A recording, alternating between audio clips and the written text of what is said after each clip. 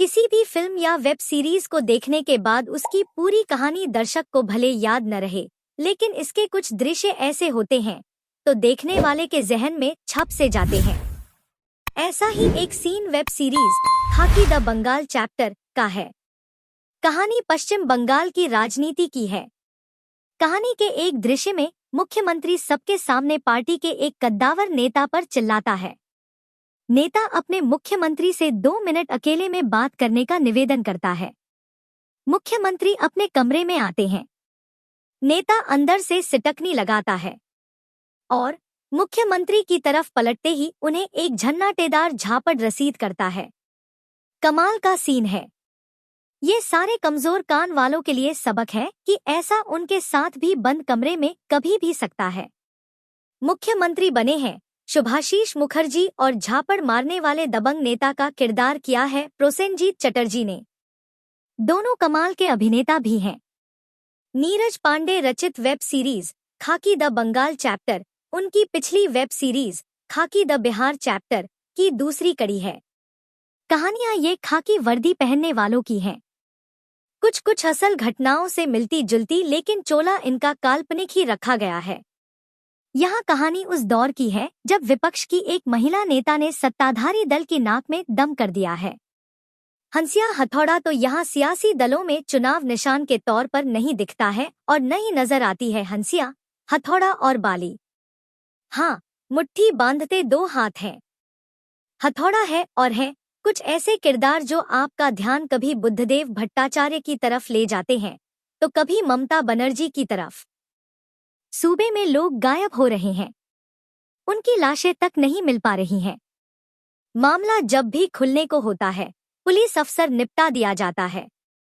ऐसे ही एक आईपीएस अफसर से ये सीरीज शुरू होती है। वह लोगों से सूचनाएं मांगता है। देर रात मोटरसाइकिल लेकर अपने खबरी से मिलने निकल पड़ता है और निपटा दिया जाता है। एपिसोड दर एपिसोड कहानी का कोई न कोई बड़ा किरदार अप्रत्याशित रूप से मरता है और अगले एपिसोड को देखने का रोमांच पैदा करता जाता है।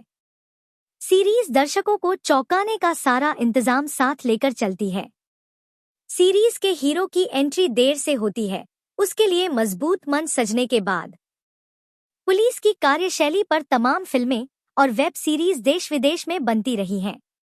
राजकुमार संतोषी की फिल्म खाकी, अगर आपको याद हो तो उसमें सियासत और समाज से जूझती पुलिस को अपने भीतर छुपे गद्दारों से भी जूझते रहना होता है। वेब सीरीज खाकी का डीएनए भी यही है। जो सीने के सबसे करीब है वही सबसे बड़ा धोखा जीवन में देता है।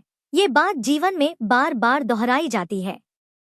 अदालती चक्करों से बचने के लिए पुलिस का सबसे सीधा हथकंडा है एनकाउंटर, लेकिन मामला अगर खादी के नीचे से आता हो तो खाकी के लिए भी सब कुछ इतना स्याह और सफेद नहीं रहता। यहाँ भी पुलिस कमिश्नर अपनी ही एसटीएफ के पकड़े अपराधी को छुड़ाने खुद पहुंच जाता है। और ऐसा इसलिए कि एसटीएफ का अफसर इतना दबंग है कि कमिश्नर के फोन की भी अनसुनी कर देता है। ईमानदारी और बेईमानी के बीच घिसती वेब सीरीज खाकी द बंगाल चैप्टर में कुछ भी स्याह-सफेद नहीं है। साम, दाम, दंड, भेद सब यहाँ विजय के साधन हैं और जो जीत गया वही सिकंदर है। बिंज वॉच के लिए परफेक्ट वेब सीरीज खाकी द बंगाल चैप्टर का असली हीरो तो इसकी देबात्मा मंडल और सम्राट चक्रवर्ती की लिखी कहानी ही है। पुलिस कार्यप्रणाली को करीब से जानने का नीरज पांडे का अपना अनुभव भी सीरीज बनाने के खूब काम आया है। शुरू के एपिसोड्स में प्रति एपिसोड एक बड़े कलाकार का कत्ल दिखाकर नीरज ने अपने परंपरागत प्रशंसकों को चौंकाया है। इस सीरीज की कोई खास हाइप नेटफ्लिक्स की मार्केटिंग टीम ने बनाई नहीं है। इब्राहिम अली खान और खुशी कपूर की ब्रांडिंग पर करोड़ों खर्च करने के बावजूद फिल्म नादानियां का हुआ उससे करण जौहर भी दुखी हैं। लेकिन इस सीरीज के 2 सितारों ऋत्विक भौमिक और आदिल जफर खान ने बिना किसी प्रचार के अपनी ब्रांडिंग अपनी मेहनत से इस सीरीज में बनाई है। आदिल जफर खान इस सीरीज की ऐसी खोज है जिन पर आने वाले दिनों में कई बड़े दाव लगने हैं। जयवीरू सी दिखती इस कहानी में भाभी को बहन मानने वाला जब उसके ही खून से अपने हाथ रंग लेता है तो कहानी का दोस्ताना याराना सब भोले ओ भोले हो जाता है। वेब सीरीज खाकी द बंगाल चैप्टर के मुख्य नायक के किरदार में वैसे तो बंगाली अभिनेता जीत मदनानी ही है, और जीन्स पहने कोहनी तक आस्ती ने चढ़ाए जीत ने काम भी शानदार किया है। इस सीरीज की कास्टिंग के लिए विकी सदाना खास तौर से तारीफ के हकदार हैं।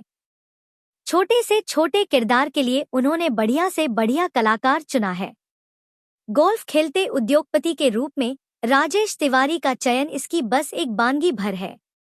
एपिसोड भर को दिखे परमव्रत, 2 एपिसोड भर को दिखे शाश्वत और एपिसोड दर एपिसोड कुछ कुछ देर के लिए दिखती रही चित्रांगदा इस सीरीज का धरातल तैयार करने का बढ़िया काम करती हैं। जीत के सहायक के रूप में महाक्षय और आकांक्षा ने सीरीज का सस्पेंस बखूबी संभाला है।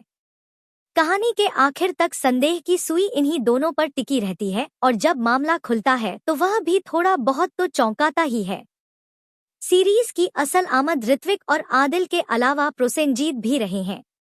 उन्होंने खुद को एक दमदार खलनायक के रूप में पेश किया है और आने वाले समय में ऐसे कुछ और किरदार उन्हें हिंदी सिनेमा में मिल सकते हैं।